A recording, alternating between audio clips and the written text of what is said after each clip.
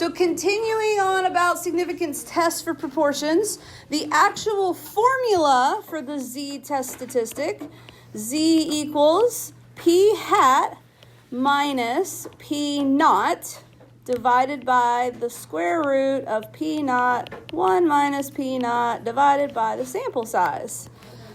So remember, that's kind of like our z-score formula, because remember, z equals the value minus the mean, and p naught is the mean of the claimed distribution, divided by the standard deviation, and that standard deviation on the bottom there would be the standard deviation of the claimed distribution, which has a mean of p naught, which is the claimed value. So just to remind yourselves for later when you're looking at this and you're going, what the heck is that little symbol? That is the claimed value from the hypothesis.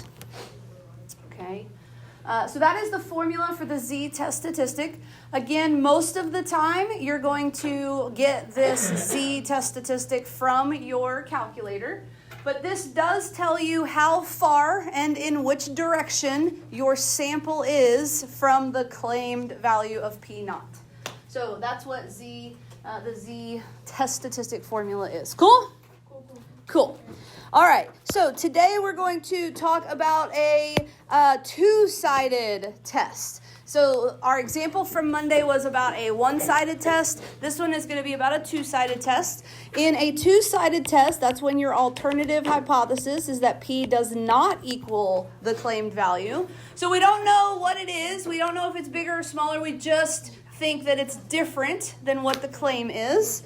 And so the p-value in these kind of tests is going to be the probability of getting a sample as extreme or more extreme in either direction from the claimed proportion as our sample proportion.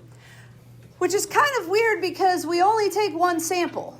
So if we're only taking one sample, how are we going to get two different directions that it could have gone in? So I'm going to kind of show you guys through a picture here how this kind of works. So you have a claimed distribution. Here's my claimed distribution. My hypothesis value is in the middle. That's the mean of this distribution. And we say, okay, this is the claim. Now we're going to go out and take a sample to see if we belong on this claimed distribution or not. So we go out and we get a sample. How many samples do we generally take for a one proportion z-test? One sample. If I only take one sample, is there a way that I can be both above and below the claimed value? No. I'm only going to be one way. So let's say for funsies that I get a p hat value that's below the claimed value. And I find the probability of being as extreme or more extreme than that particular value. That looks like a one-sided test. But what I do in a two-sided test is I say, okay, this was a certain distance. It's going to end up giving me a negative z test statistic because it's below. I say, you know what? I got this particular sample, but I would have been just as happy to get the complementary side and included that as evidence. So I basically go the other direction in the positive z, and I find that is obviously going to be the same exact area. This upper area is going to be the same as this area, okay? Because I would have been just as happy to get my sample on that side of the claimed value, okay? So that's how these two-sided tests go. Now, does that picture look anything like what you've ever seen in the past? Maybe last unit? Foreshadowing? Possibly. So this kind of looks like when we were drawing confidence intervals and we were looking at the middle percentage. This kind of looks like that. So keep that in mind for later. Now, this could have happened backwards. It could have happened that I took my sample and got my sample on the upper side. And again, I would have just I would have been very happy to get it on the lower side at that same distance.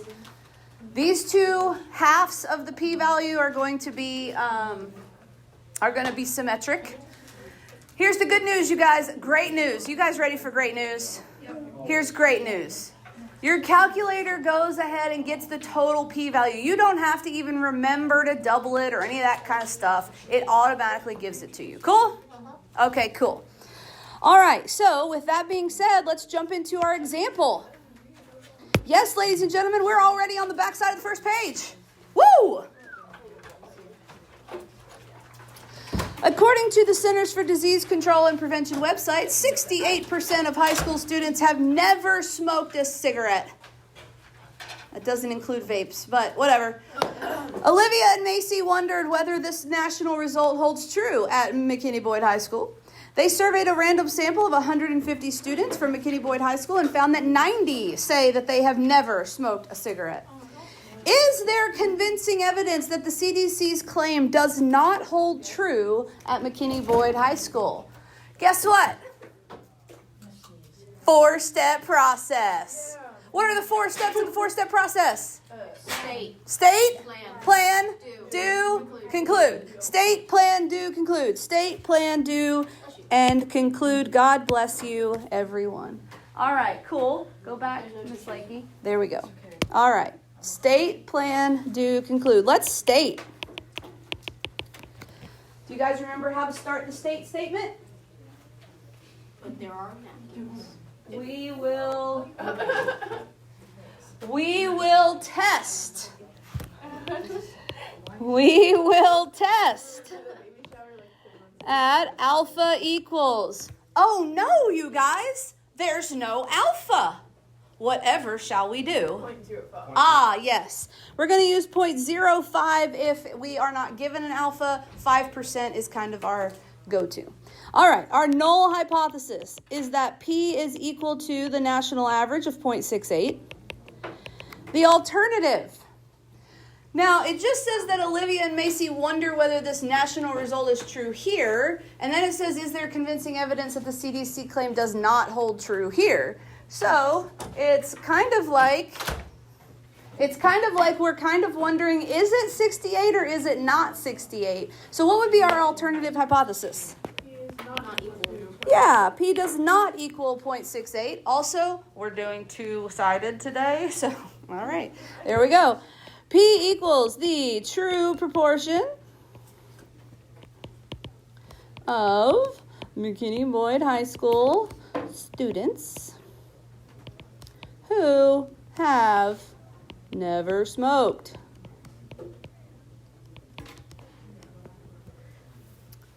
Nice. State. Done. Cool.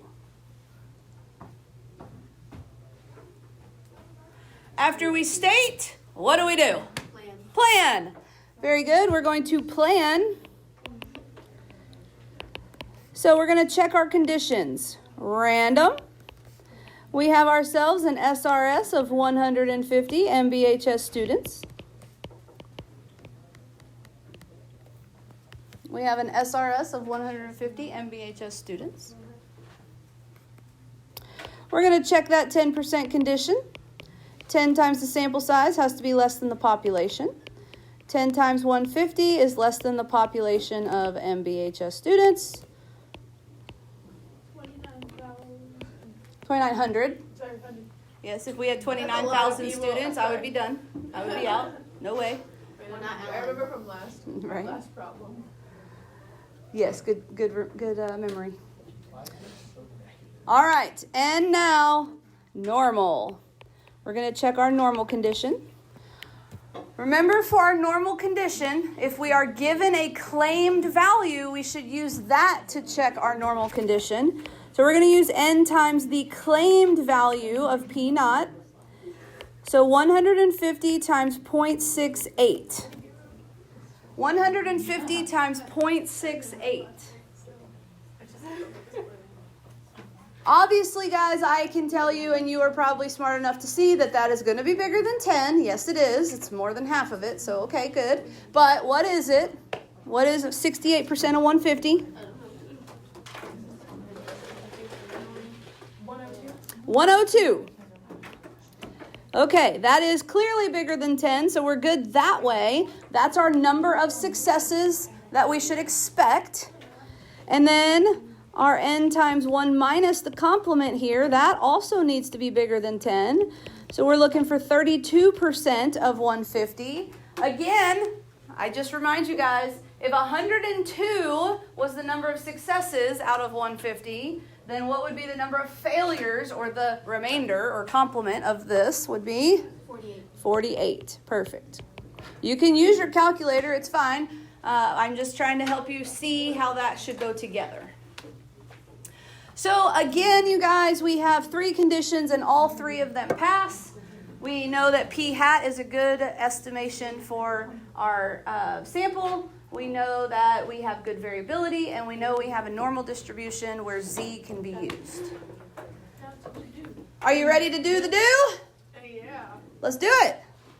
State plan, do. So for do, we just need to mention what the name is of the test that we're going to use. We're going to do a 1-prop z test. Now, this is where your brain has to work. Do you remember where to go in the calculator to do this? Stat test. Stat test, and this one is number 5. Stat test 5. When you get there, you should see P naught, X, N, and proportion. All right, P naught. What is the value of the claimed distribution? 0.68. X. X is our number in our sample that has the quality or characteristic that we're looking at. It's the number of successes. And in our sample, this would be how many of the sample size said that they have not ever smoked. 90. Then we've got our sample size of 150. And then for the proportion, remember, this is your sign of your alternative hypothesis. So you're going to want to select that first one, that P does not equal P naught, the claimed value. P naught is the claimed value. When you plug all this in, and you can, again, hit calculator draw, that's going to be your call. If you do draw, I will tell you on this one, you'll see both sides shaded because it's a 2-sided test.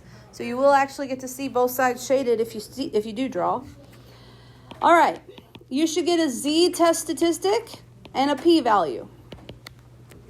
What is the z test statistic that you are getting? Negative 2.1. So what does that mean? That means that our sample was 2.1 standard units below the 68%. Our sample was 2.1 standard units below the 68%. That means our sample showed that less than 68% of students at McKinney Boyd High School have never smoked. Do you hear that? So do we have more people who have smoked or less people who have smoked from the national average? More. Okay. All right, cool.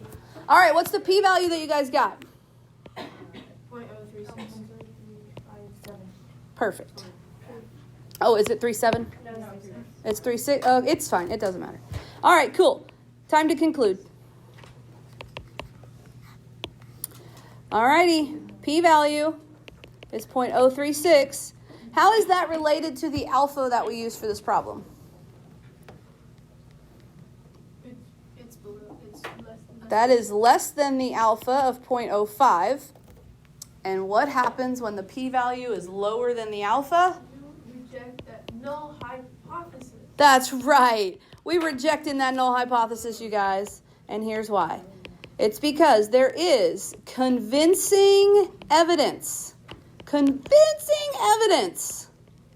that P does not equal 0.68 at McKinney Boyd High School.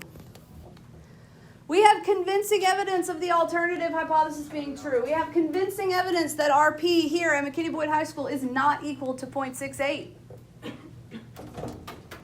Now, what is our suspicion? Is it that it's bigger or smaller? Bigger. Our suspicion here is that the proportion that have said that they have never smoked, remember that's what that P is that they've never smoked, is that it's less than, because we have a negative Z, okay? So it looks like our proportion's actually less than. I would have taken that it was more than, but it looks like maybe it's less than. Is there any way for us to find out what it is? If it's less than, what is it? Is it a lot less than or a little less than? We'll come back to that. Because of the fact that we have rejected the null hypothesis, what kind of error might we have made? Right, a type 1.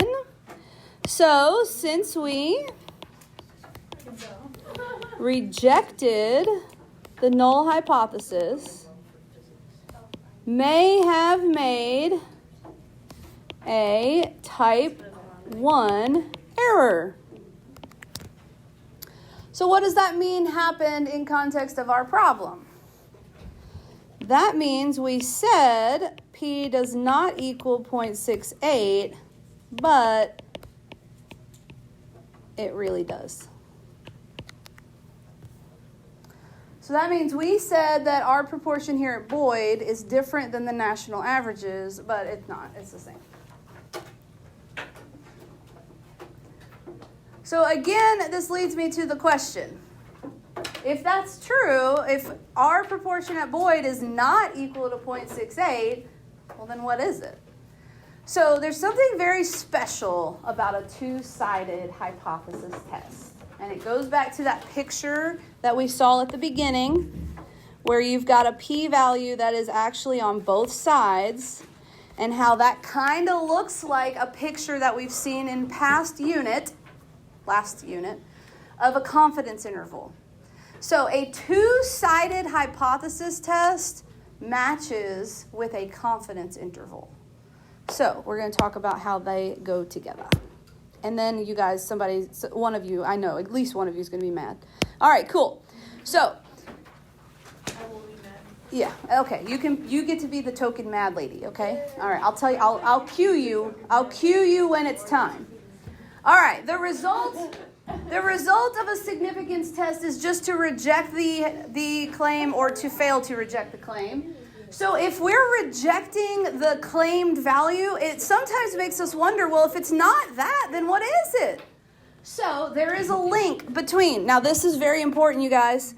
There is a link between confidence intervals and two-sided test. There is no link between confidence intervals and a one-sided test where you think that P is greater than or less than the claimed value. They don't go together. This only works with a two-sided not equal to alternative hypothesis. All right, so here it is. The 95% confidence interval is going to give us an approximate range of claimed values that would be true, or population values that would be true, at an alpha of 0.05 significance level. Anybody notice anything about those two numbers? Oh, is there a -5%? Yeah. So the 95% confidence interval totally corresponds to a 5% significance level for a hypothesis test. So just to make sure we're all on the same page here, if I have my confidence level for a confidence interval, and then I have my alpha for a hypothesis test, again, this is only for two-sided. Obviously, we just saw that 95% confidence level corresponds to a 5% alpha. One of the other confidence levels that we used quite a bit was 90%. If I had a 90% confidence level, what hypothesis test alpha would that correspond to? Yeah, 10%, 0.1. These just match up.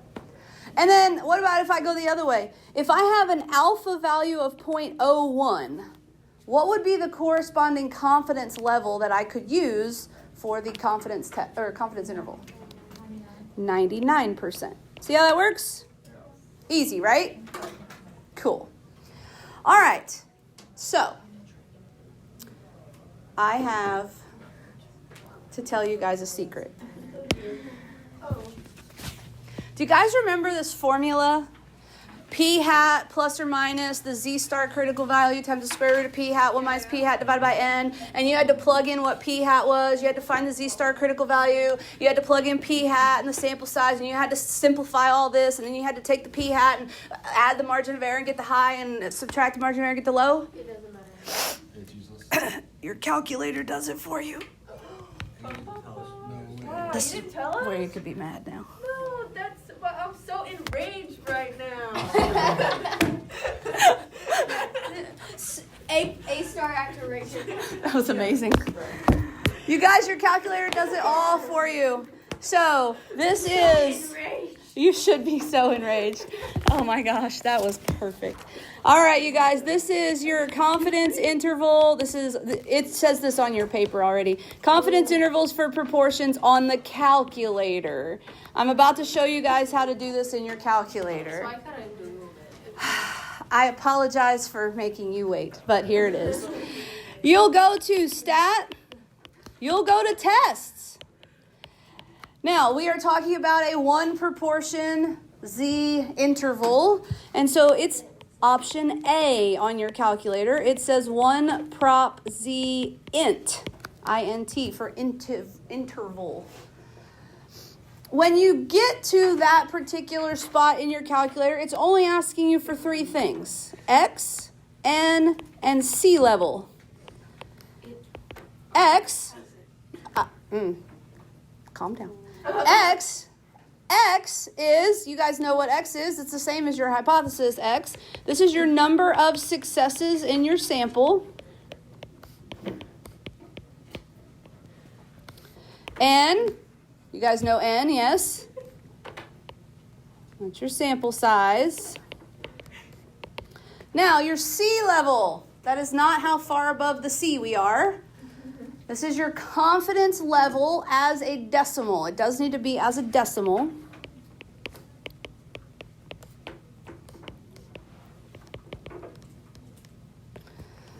And then on this, that's all you have to put in. And then it's going to give you the interval. It's going to do all the stuff. It's going to calculate the z-star critical value for you. It's going to plug in your p hat because you basically told it p hat by putting x over n right there.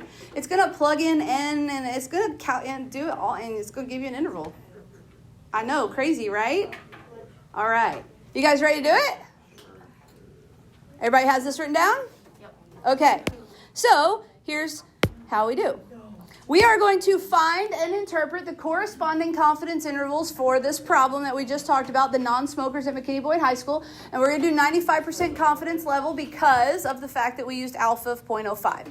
So, everybody go ahead and go there. Stat test A. Stat test A. Now, Abigail already saw the magic. What do you guys notice about X and N? Already in It's already there. because we plugged it in the other Because one. it was in the other one. Wow, that's Because they correspond. Because they together. correspond to one another. Isn't that fun? Yeah, it's great. Now, I do want you guys to know this. You guys never put alpha in your calculator, right? You only write it on the paper. So the 95% that's in your calculator, that's just the default. So don't assume that that's always going to be right. The 95% might have to be changed in the future if you do something different.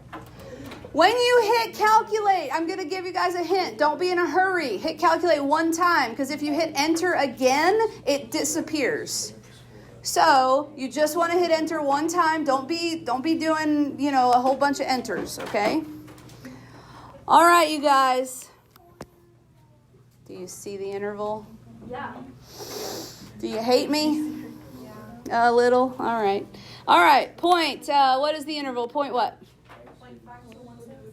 0.5216 to 0.6784. Okay. We need to interpret that interval. You guys remember your sentence? We are. Oh, right. 95% confident that the interval, oh, this brings back good memories, that the interval from 0.5216 to 0.6784 captures the true proportion of MBHS students who have never smoked.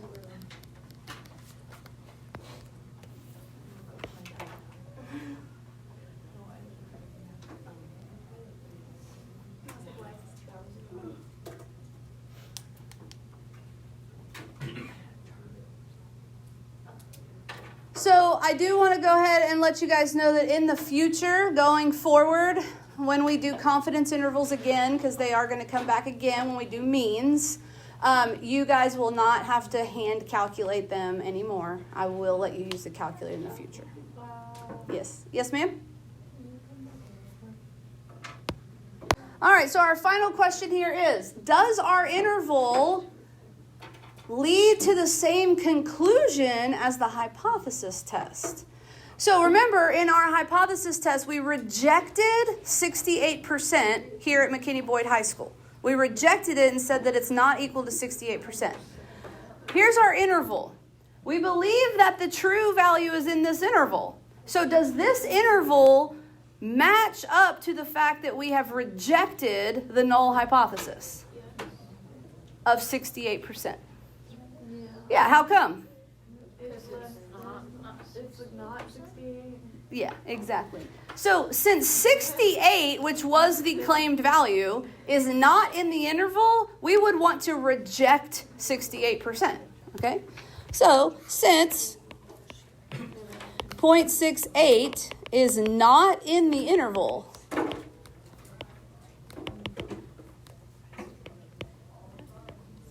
we would reject it. We would reject it. And we did. So these two match up. Yes? So if I look at this particular interval, it's from 52 to 67. And so 68 is just slightly bigger. Now, are we a lot lower here? No, it was close, but it is lower. Okay, so this is our possible true values at McKinney-Boyd High School for the proportion that have never smoked. And it does, in fact, match up to what we concluded for our null hypothesis, or for our hypothesis test. Questions, comments, concerns? No. All right.